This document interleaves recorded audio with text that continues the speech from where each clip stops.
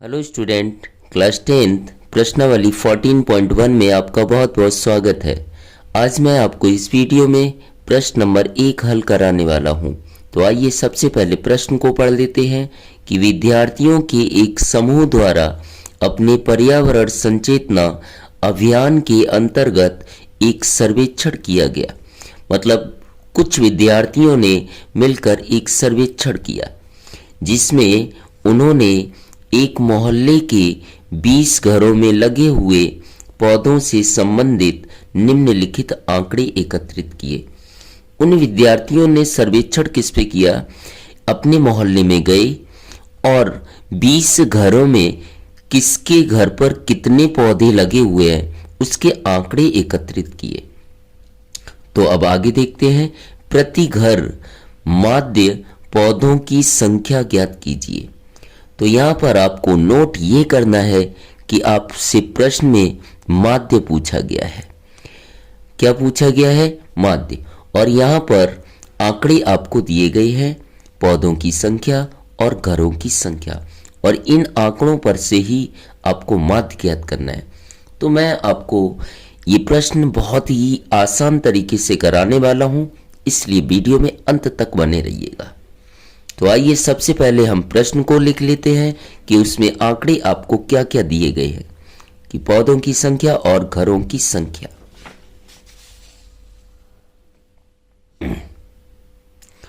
तो यहाँ पर आपको जो आंकड़े दिए थे वो मैंने लिख लिए। पौधों की संख्या, तो इन्हें पढ़ा किस प्रकार से जाता है सबसे पहले हम वो देख लेंगे। 0-2 ना पढ़ के इसे पढ़ा जाएगा 0 से 2, 2 से 4, इसी प्रकार से 4 से 6।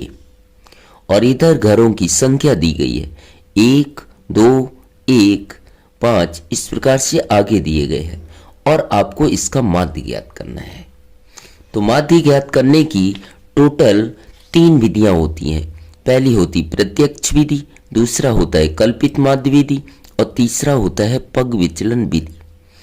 तो इन तीनों विधियों में से कौन सी विधि का कब उपयोग किया जाता है वो भी मैं आपको इस वीडियो में बताने वाला हूं। तो आइए स्टार्ट करते हैं।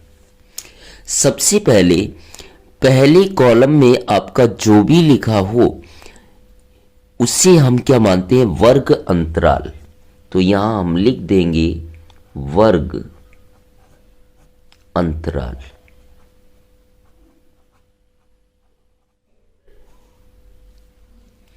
और दूसरे कॉलम में यहां पर कुछ भी लिखा हो उसे हम बोलते हैं एफ आई, या एफ से दर्शाना चाहें तो भी चलेगा।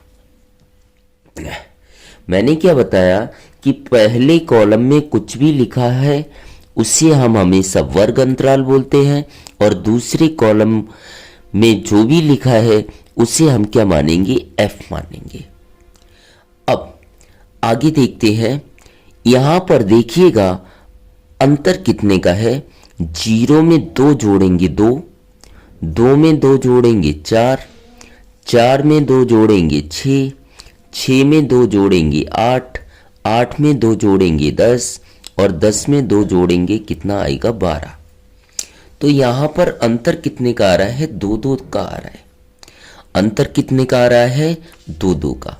तो सबसे पहले मैं यहां पर लिख देता हूं अंतर कितना है? 2। अंतर को h से दर्शाया जाता है, जो यहां पर कितना दिया गया है? 2। मतलब ये अंतर बहुत छोटा अंतर कहलाता है। ये अंतर बहुत छोटा अंतर कहलाता है। यहाँ पे अंतर 10 का होगा या 50 का होगा या 100 का होगा, उस समय हम दूसरी विधि का उपयोग करेंगे। जब अंतर बहुत छोटा दिया गया हो तो आपको प्रत्यक्ष विधि का उपयोग करना है। कौन सी विधि का उपयोग करना है? प्रत्यक्ष विधि का। देखिएगा किस तरीके से करेंगे। तो सबसे पहले प्रत्यक्ष विधि होती क्या है वो हम लिख लेंगे यहां पर। प्रत्यक्ष विधि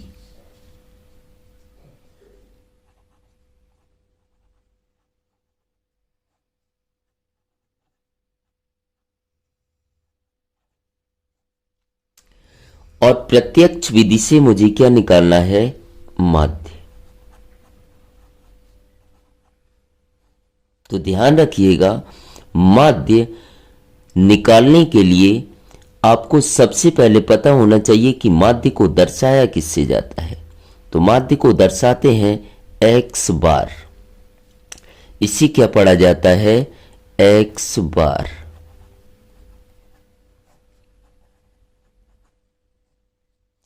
और प्रत्यक्ष विधि से जब हम माध्य निकालते हैं तो माध्य x बार बराबर सूत्र होता है सिग्मा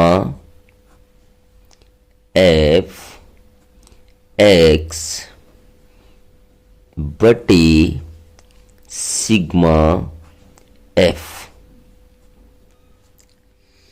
प्रत्यक्ष विधि से माध्य ज्ञात करने के लिए क्या होगा, फॉर्मूला x बार बराबर सिग्मा एफ एक्स बटे सिग्मा एफ, जहां पर सिग्मा का मतलब होता है जोड़।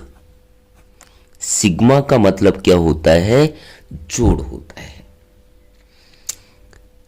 प्रत्यक्ष विधि का उपयोग कब किया जाता है, मैंने आपको अभी अभी बताया कि जब यहां पर वर्ग अंतर बहुत ही छोटा हो। जैसे मैंने यहां वर्ग अंतर निकाला था 0 से 2, 2 से 4 में अंतर कितने का आया था, यहां पर अंतर आया था यहां पर 2 का।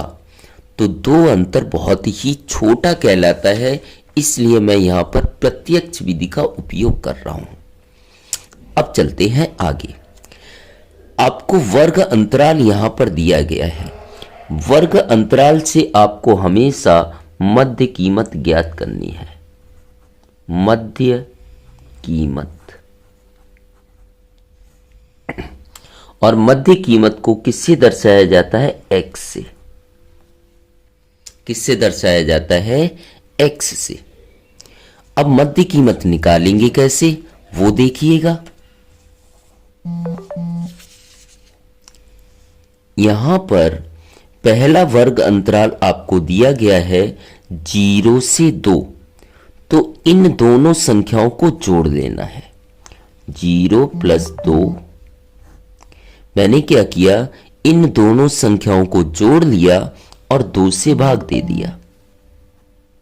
तो क्या हो जाएगा, 2 में 0 जोड़ेंगे 2 बटे 2, तो 2 एकम कितना हो जाएगा, 2। मतलब पहले वर्ग अंतराल से मध्य कीमत कितनी आई, 1। इसी प्रकार से हम दूसरे वर्ग अंतराल की मध्य कीमत ज्ञात कर लेंगे। मैंने तरीका आपको क्या बताया है,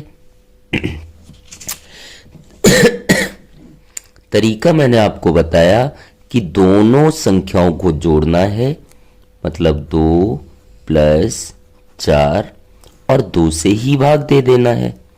तो 2 4 6 बटे 2, तो 2 तियां कितना हो जाएगा, 6। तो दूसरा कितना आया, 3। इसी प्रकार से अगला निकालना है, तो कितना दिया है, 4 और 6, तो इन दोनों को जोड़ लेना है। 4 प्लस 6 बटे आपको 2 कर देना है।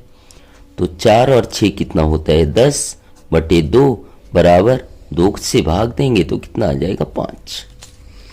अगला आ गया 5।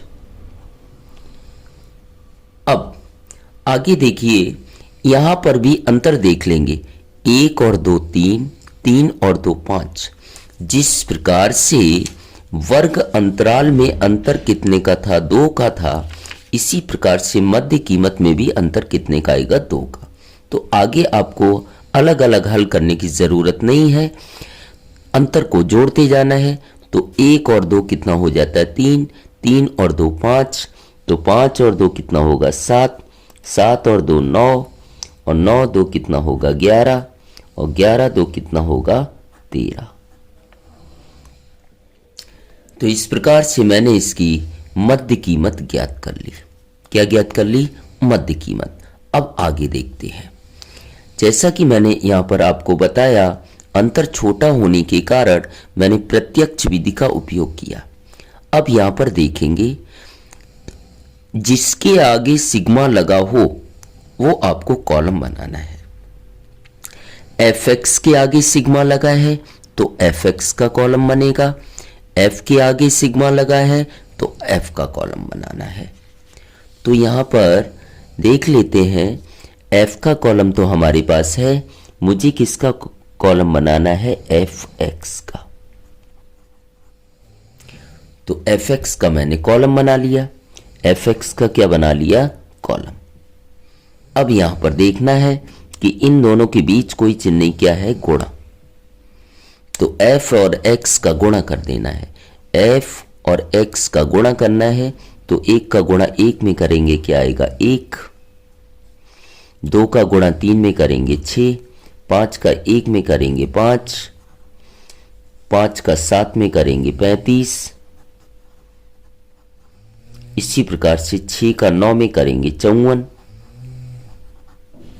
और 11 का 2 में करेंगे 22 और 13 का 3 में करेंगे 39।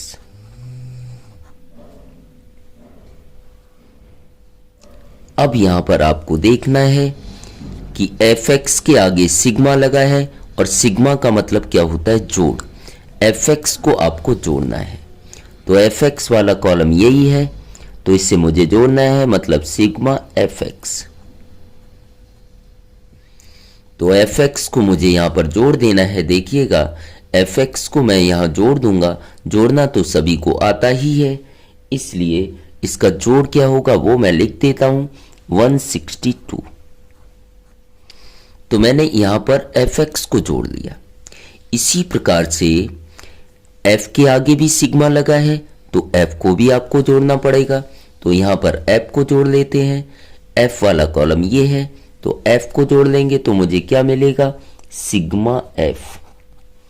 और सिग्मा एफ बराबर यहां पर आएगा कितना? 20।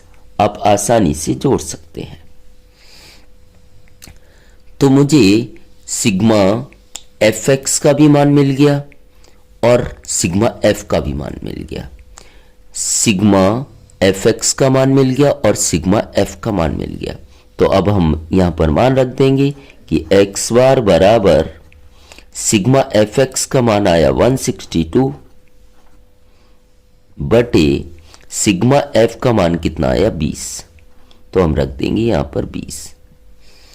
अब इसे हम काट देंगे, पीछे यहां पर 0 है और यहां पर 2 है। पीछे 0, यहां पर देखिएगा 2 का भाग किन किन संख्याओं में जाता है? जिसमें पीछे 0, 2, 4, 6, 8 हो, उन संख्याओं में 2 से भाग चला जाता है। तो यहां पर पीछे का अंक 0 है और 2 है, तो 2 से भाग चला जाएगा। 2 अट्ठे 16 और 2 एकम कितना होगा? 2। इसी प्रकार से इसे काट देंगे, 2 धाम 20 हो जाएगा। अब आगे हल कर लेते हैं। एक्स बार बराबर 81 अपॉन 10। यहां पर देखिएगा एक 0 है, इसलिए पीछे से एक संख्या देखेंगे और पॉइंट लगा देंगे। तो यहां कितना आएगा? 8.1। और यही आपका क्या होगा? आंसर।